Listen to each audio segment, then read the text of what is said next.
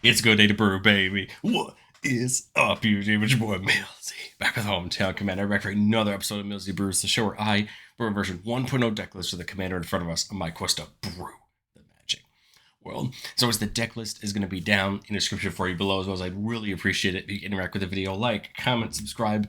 Let me know how good you think the new mic and the camera are. I'd really appreciate it. But today, we're taking a look at a commander I don't think I've ever covered in the channel from what I can remember. And I thought, why not fix it with how much treasure support we keep getting? And today, we're talking about Prosper Tome-Bound. A Rakdos Tiefling Warlock with Death Touch. At the beginning of each of your end steps, you're going to exile the top card of your library. Until the end of your next turn, you can play it. And whenever you play a card from exile, you make a treasure. Prosper is a treasure engine, taking a mechanic like playing things from exile, which is very easy to do in our two colors, and taking advantage of it by making treasures. And that's basically what we're going to do. We're going to try to get cards into exile to play out of exile, including both Prosper's Effect and other spells. We got a lot of them in red. We're going to make treasures, and the treasures can be used to spend as mana for other spells. And then there's a lot of effects in the game that care about artifacts leaving the battlefield or entering the battlefield. And we get to take advantage of those because that's what we're going to try.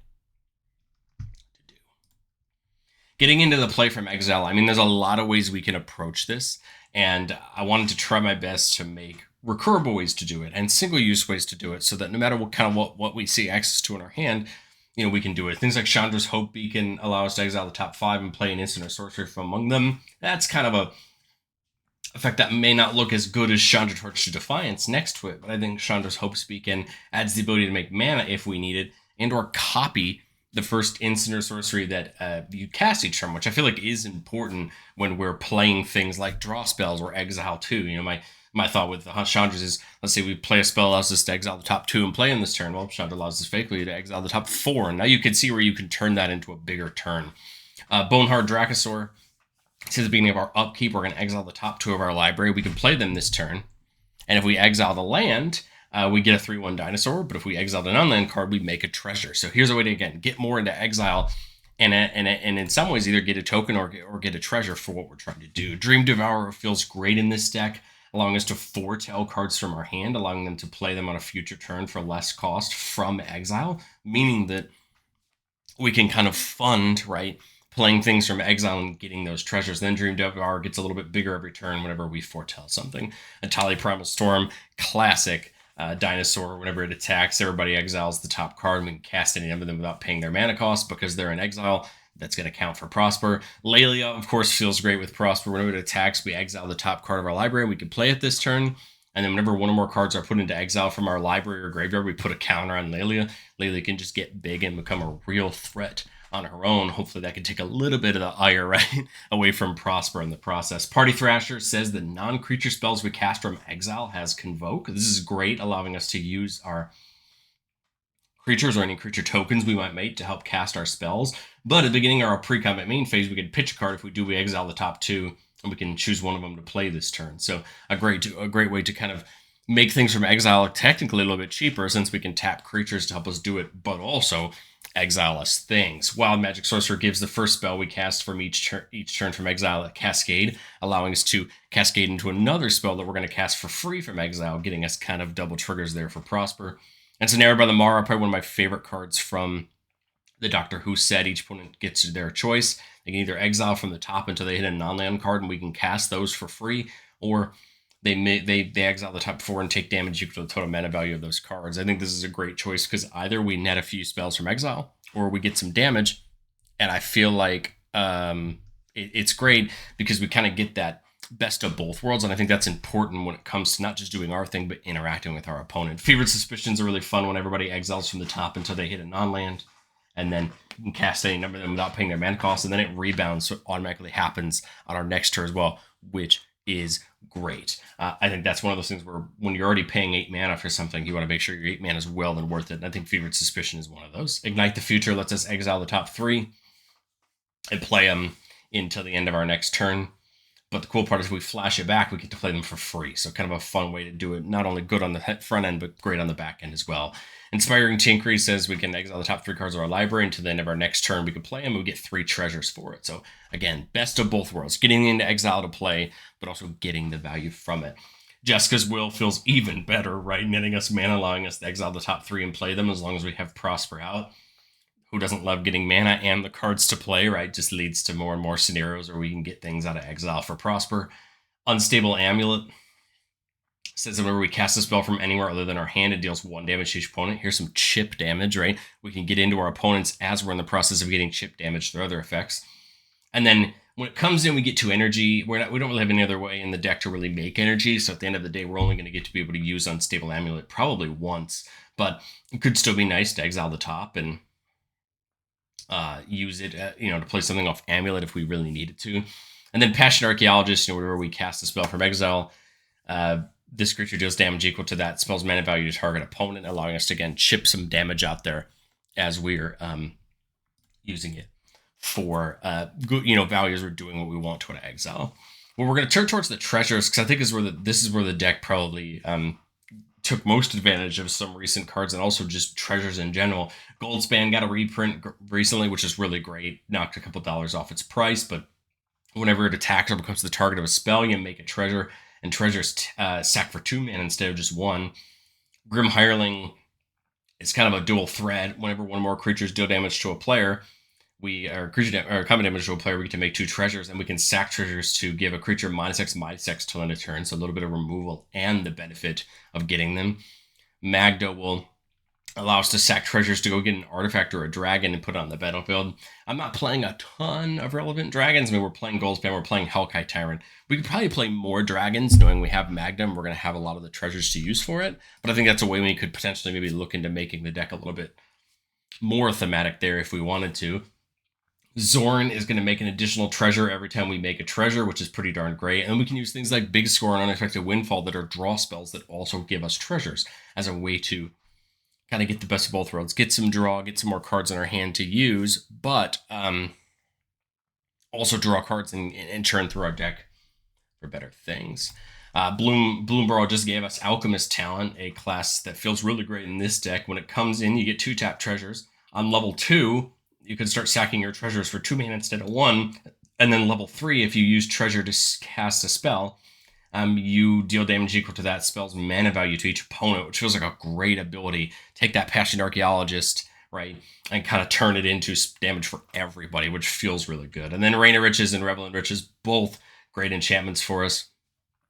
Rain of Riches comes in and makes 2 treasures, and then whenever you cast your first spell each turn that had mana from a treasure that was spent to cast it, it gets Cascade, a great way to get another Prosper trigger. And then Revel in Riches, whenever a creature or opponent controls dies, you make a treasure. At the start of our turn, if we have 10 or more treasures, you win the game. A great way to risk your opponents having to deal with the treasures. It's not just about removing Prosper now, it's about how do you get rid of the treasures or get rid of Revel in Riches, right, and allow us to work to win that way. But I think where the deck really shines is these artifact matters types effects. These effects that allow us to take this game plan, which I think is a pretty well-oiled machine, and turn it into really putting damage on the board. You have things like Crime Novelist. This is whenever you sack an artifact, you put a counter on it and add a red mana. Here's a way to turn effectively our treasures into extra mana and make Crime Novelist big and hard to deal with.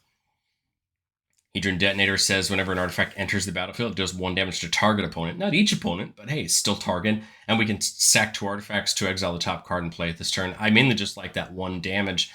If you really need to target down a single opponent, it's not bad. We prefer things like Ingenious Artillerist beside it, which says whenever one of our artifacts ETB under our control, it deals that much damage to each opponent. We prefer each opponent, but I think it's still good to have another copy of the effect in the deck so that we could still see that effect no matter what. Krenko was a card that I brewed for the channel when Murder Call Manor came out, but I had never thought about for Prosper, and I think it makes a ton of sense. Whenever an artifact is put from your graveyard to the battlefield, or from your to the graveyard from the battlefield, we can pay a red mana. If we do, we make a 1/1 goblin that gets haste, and then we can tap and sack an artifact to put a counter on each goblin we control. I kind of like this because this gives Prosper an opportunity to have a small token engine in the deck instead of just being what I think most people expect from Prosper. What I like about this is this gives you a way to have some blockers in case you need them. You can get a little aggressive. And not only that, but Krenko can then grow the goblins as well. And now your opponents have to deal with that threat of them growing every turn. Of course, we're playing the pair of marionettes, Apprentice and Master. Apprentice says Whenever another creature or artifact you control is put in the graveyard from the battlefield, each opponent loses a life. So every treasure that we put in the graveyard will make it that way. Variant Master, of course, a little bit better. Has that Fabricate 3, so we get our choice of 3 servos or 3 counters on it when it comes in. And whenever an artifact we control is put into the graveyard from the battlefield, target opponent loses life equal to Marionette's power. So potentially you could be dealing 4 life to your opponents every time you sack a treasure, which is a great ability. So again, hit the spread, hit the target. Again, the goal is to spread these effects out so we can make sure we're getting great on everyone. Mirkwood Bats, again, makes a ton of sense. We're dealing losing a life to each opponent when a treasure comes in, and every opponent's losing a life when we sacrifice it. Nadia's Nightblade says whenever a token we control leaves the battlefield, each opponent loses a life when we gain a life. You could see these are just stacking up. We want to get as many of these as we can out at one time. Reckless Fireweaver, whenever an artifact comes in, 1 damage to each opponent. Those are the kind of effects, including Age of the Iron Throne. Whenever an artifact or creature, you control from the graveyard to the battlefield, each opponent loses a life. These are the type of effects we want to see as many of them as we can, stack them up, get them going concurrently so we can just be chunking our opponents out for 5-6 damage every time we either make a treasure or lose a treasure, right? So that way we can kind of get the game going that way. Idol of Oblivion seems like a great draw engine. Anytime we have a token come in, we can tap it to draw a card, which is great. It should be at least once per turn. And we're not playing a ton of ways to untap the artifacts because we don't really have a ton of them that aren't treasures, but it is important to have that around. And then Cranial Plating feels like a great upside in a deck like this. We're probably going to be storing our treasures a teeny bit, which means that Cranial Plating can attach for double black at instant speed and give a creature +1/+0 for each artifact you control. I think what ideally we want with Cranial Plating is a threat to our opponents that if you don't block one of our creatures, if I swing in with a creature and you don't block it, I have a chance to at instant speed attach a Cranial Plating and probably dome you for 10 or 12, right? Out of completely nowhere. This also puts a threat towards Prosper, which is a 1/4 with Death Touch, right? If your opponent thinks, oh, I don't want to lose my little 2/2, so I'm just going to let you attack with Prosper, I'd be able to sneak in a Cranial Plating equip and just deal big damage, potentially threaten, right, for that commander damage. But I've said it on the show and I'll say it again. No deck's ever complete. This is my version 1.0 shot at Prosper, and I think there's a lot that could be learned in testing, which is, do we have enough from Exile? Do we have enough treasures? Do we have enough payoffs? And these 3 are just cards that, through the process of cutting cards, I really, really liked. I just cut them to try to keep the amount of other things I had in the deck at where they were at. I think the one that makes the most sense to go back in immediately is something like Descent into Avernus. This is going to start handing treasures out, and we get them too. It's going to start dealing damage. What I like about Descent into Avernus is it's something that at first it's going to make 2 and then 4 and then 6, and Descent into Avernus is going to get out of control, but it should get out of control in our favor. The only reason really I cut it was just for the actual cost of the card. I was trying to keep the budget for this deck somewhat familiar, and I think I did a really good job for the budget I did have for it. Uba Mask says that if a player would draw a card, that player removes that card from the game face up instead, and each player may play cards they removed from the game with Uba Mask.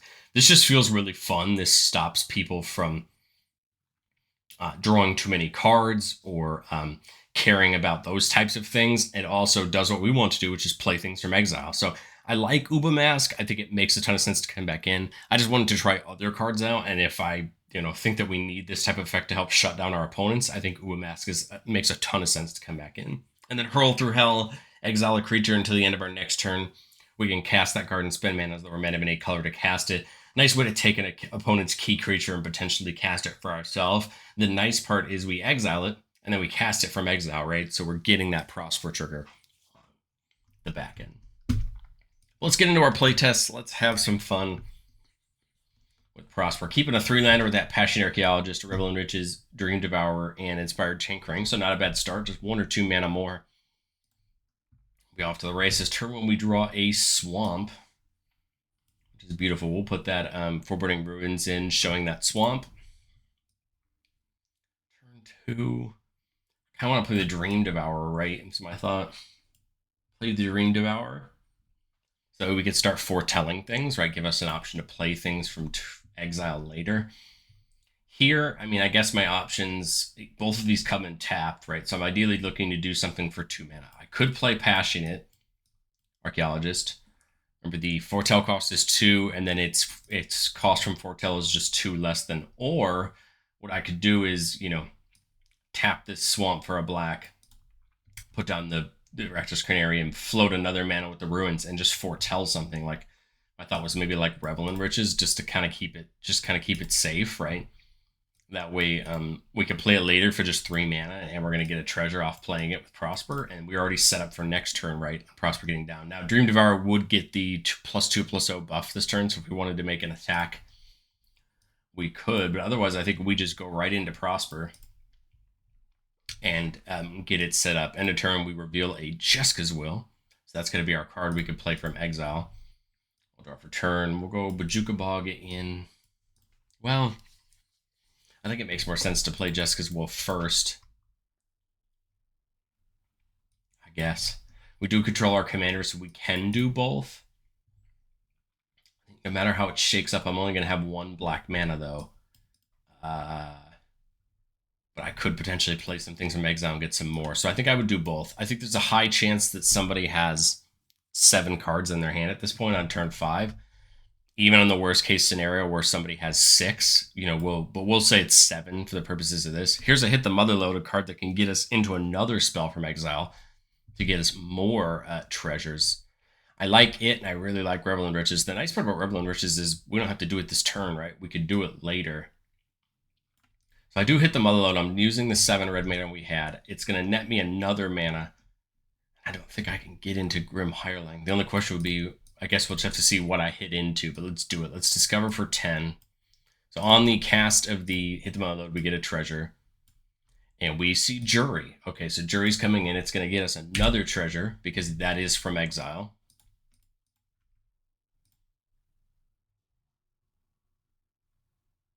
And then we're going to make 8 tap treasure tokens because it was less than 10, which is nice later because now on next turn we've just got all this mana to fund ourselves. Now we've only got 3 mana, so I can't play that Grim Hireling, but this is why I waited on that Bojuka Bog, was so that I could play that Swamp, right? Now I'm technically getting another treasure because I played a card from exile, and now I can play that Grim Hireling, which is going to net me another treasure. Now, if I attack this turn, right, Grim Hireling could get me some treasures, but of course we just saw a couple of treasures get sacked, so Jury's going to start getting bigger.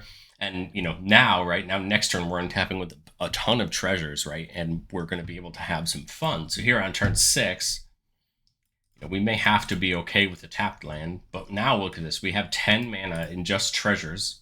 So we've got lots of treasures to fund what we want to do. I think I'd pay 3 for Age of the Iron Throne, right? Start having our opponents lose life whenever we get rid of a treasure. My thought is that, that's there, right? 3 mana. We got 2 left before we have to start using treasures. I'm thinking maybe something like Passionate Archaeologist? Or do we foretell for later? I kind of like something like Throws Like Chaos, where I can get us a couple triggers this turn. Let's do the Archaeologist, because it is to target opponent, but we can start getting some damage down. Then what I would do is we'll take 4 of these to cast the Throws of Chaos, but we're going to get a couple triggers. A Jury is going to go up a bunch of counters, right? Because I sacked a bunch of artifacts. Agent Iron Throne is going to go off. People are going to lose 4 life that way. And we'll play Throne of Chaos to go ahead and cascade. We're cascading where it's 3 or less. So there we go. We see a Chaos Warp. So Chaos Warp could be interesting. There's a lot of options of what I could do with it, whether I want to, I'm sure there's something on turn 6 for my opponents I want to remove. We could always Chaos Warp our own treasure and just try to see, right, if we can hit something off the fun that way. I think there's a lot of options, but I think more than not, right, we're probably just going to end up hitting our opponents. That will deal 3 damage with Passionate Archaeologist to somebody. I've got 6 mana left. I feel like Lelia could make sense. It also probably would have made sense, right, before we started the turn, right? Well, let's do Inspired Tinkering. Sacrifice the 5 treasures, 5 more Jury triggers, 5 more Age of the Iron Throne triggers, and we're going to make 3 treasures. We would have made 1 on the Chaos Warp, and then exile the top 3 into the end of our next turn. We could play them. Didn't play our land for turn, so we could play that Sulphurous Mine. And then now we have 6, just 6 mana from treasures. Marionette makes sense, and so does Chandra. I think both of them are really good. It's to the end of our next turn, right?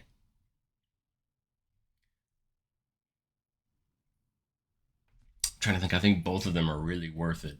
I guess we'll go Chandra this turn.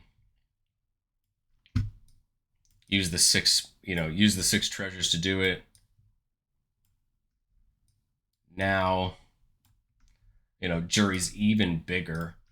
We get to take an attack with Jury this turn. We would probably, I think, just tick up Chandra at this point, just to allow to be able to use her next turn.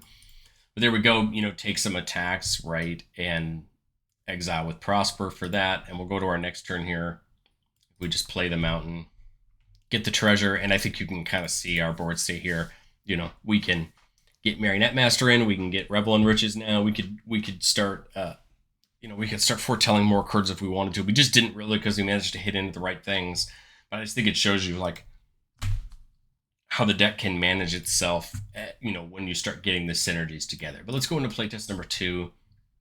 He went off 4-lander with 2 mana rocks, so a nice classic start, right? Turn 1, we'll get a swamp in. Turn 2, we'll play that Dragon's Call Summit, and I think it makes more sense to get Arcane Signet down here than Party Thrasher, just so we can get Prosper out early. Heartless Conscription's a really fun card. This is from the Gonti deck. You get to exile all creatures, and then for each card exiled this way, you can play that card for as long as it remains exiled and use mana have any type to do it. This is a fun way just to get a board wipe, but an upside of a board wipe, right? Because we get to play all them from exile. Blazemire Verge there from the new set and play Prosper, right? Get it going.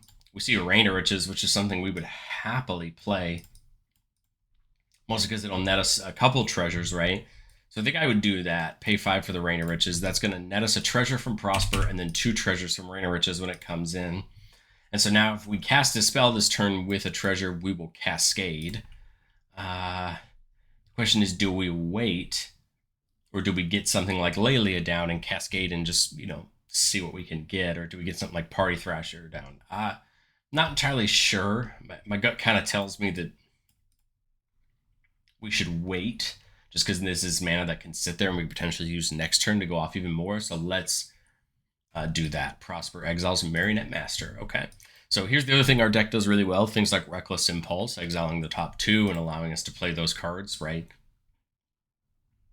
So we'll Tainted Peak, right? And I think we just go to that +1 and we play that Marionette Master, right? We'll get a treasure off Prosper when we cast it, but we'll get to Cascade for 6, which I feel like is a good amount in our deck. And we see Ingenious Artillerist, so whenever an artifact comes in and 1 more artifacts come in, deal that much damage to our opponents.